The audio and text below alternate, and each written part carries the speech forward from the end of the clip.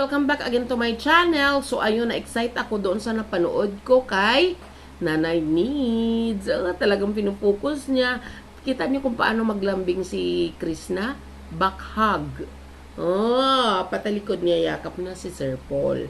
Diba? Kasi kitang-kita niyo nga na napakamahiyain pa ng tao. Malayo na si Nanay Needs. Babay pa ng babay ang Bibi Krishna. Diba? Ganon na sila ngayon ka-close. Charis. Diba? Member of the family na kasi yun.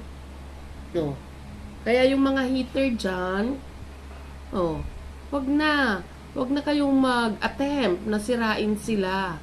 Kasi, unang-una, napakatalino ni Sir Paul. Hindi kayo papaniwalaan kung ano man yung mga paninira nyo dyan. Hindi niya papansinin yun. Why? Alam nila ang totoo. Alam nila ang ginagawa nila. Matatalino ang PBT mo kung lalo na ang Madam Yola. Kaya, yung, tingnan nyo, picture, nasa barko na si Nanay Needs. Kaway-kaway naman ang Bibi Krishna doon sa port. Diba? Kaya, ay nako, sobrang napaka-swerte ni Krishna, no? Swerte din naman si Sir Paul kasi mabait si Krishna. Yun nga lang, makulit pa siya ngayon, nag-i-explore pa siya, ini-explore pa niya yung buhay. Diba? Ulitin ko, yung wish nga niya ay mas marami pa siyang mapuntahan nakasama si Sir Paul. Uy, kilig, diba? Abangan natin ng kanilang pag-Hong Kong. Diba? Yung kanilang bakasyon na nagawa ngayon, tingnan nyo guys kung gaano ka-respectful ang PB team. Yung moment nila Sir Paul at Bibi Krishna, never nilang kinukuhanan yan. Diba? Tapos tayo, magdidemand na tayo na, uy, hindi nahalikan, hindi nakatabi, yakap, ganun. Para magdidemand tayo ng ganun. Diba? Samantalang, yung PB team, yung mga kasama niya, kung hanggat maaari, iniiwasan ng camera yung kanilang sweet moment. Kasi, privacy na nila yun. Privacy na nila yun. Diba? Hindi natin kailangan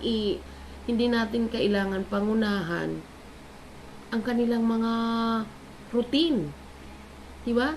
Kung gaano sila kaalaga ng PB team, kung gaano sila kaalaga ng kanilang mga kasama, kung gaano nila nire-respeto yung dalawa. Diba?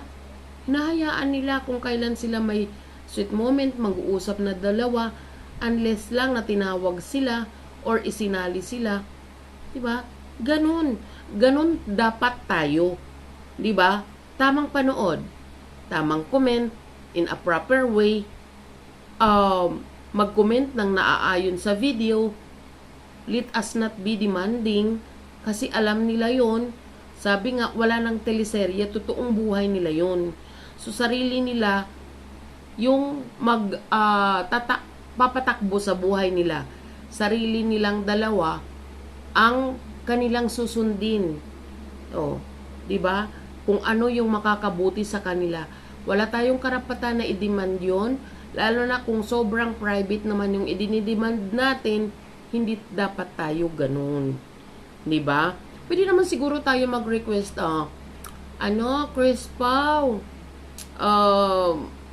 sana one time, paano ba? Parang sabihin na, Chris Paul, sana one time magkaroon ng, ano ba yun? Ano yun yung, wait lang. Sir Paul or Chris Paul, sana one time magkaroon ng meet and greet. Yun ang hilingin natin, diba? Magkaroon tayo ng meet and greet sa Chris Pao.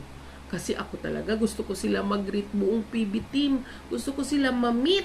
And even Aisa at saka Junjun. Kasi, alam nyo guys, kay Aisa, Gusto ko talaga siya ma-meet.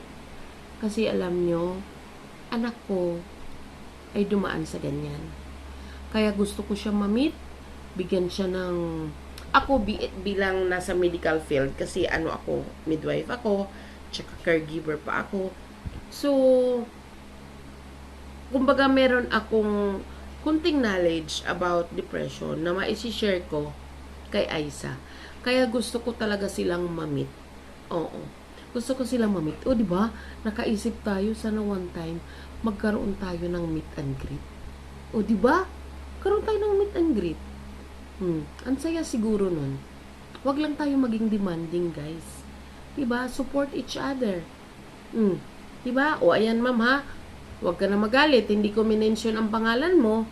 Oo. Pinaliwanag ko lang sa'yo kung ano yung dapat mong unahin na sitahin bago ako.